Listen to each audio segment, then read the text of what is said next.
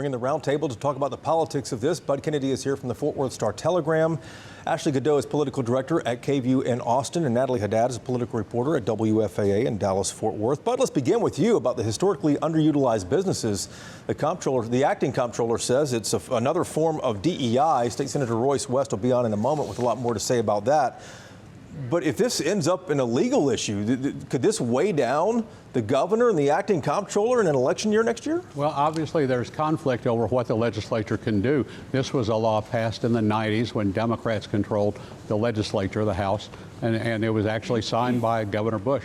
It was something that it doesn't really amount to a set-aside or any sort of special favor, Jason. It's just putting minority and woman-owned businesses on a state list is all it is. The Republicans have stood against affirmative action for more than 20 years now.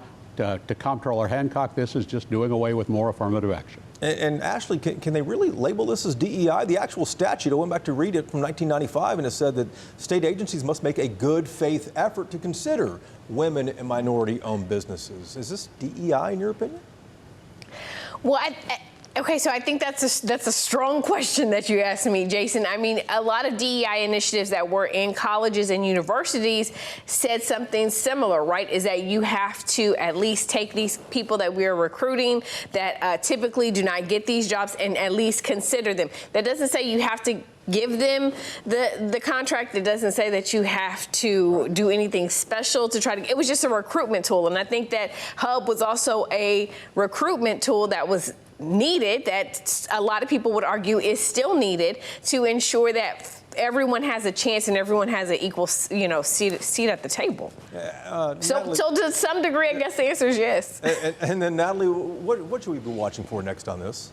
That's a wonderful question. I think this is incredibly ironic for Mr. Hancock to say that he's looking for a level playing field, but now we have Vet Hub. And let me be clear, all the respect in the world to military service members, past and present. I think we're going to have a lot of questions similar to what you asked, Ashley. Can we consider this DEI? Because when this program was frozen back in October, the comptroller's office said that this was to make sure that the Hub was following the executive orders of Governor Abbott and President Trump. I think we forget that veterans, also disabled veterans, all military service members are often spoken about in the framework of DEI. So is this ending all DEI? Is this really following the executive orders of eliminating DEI?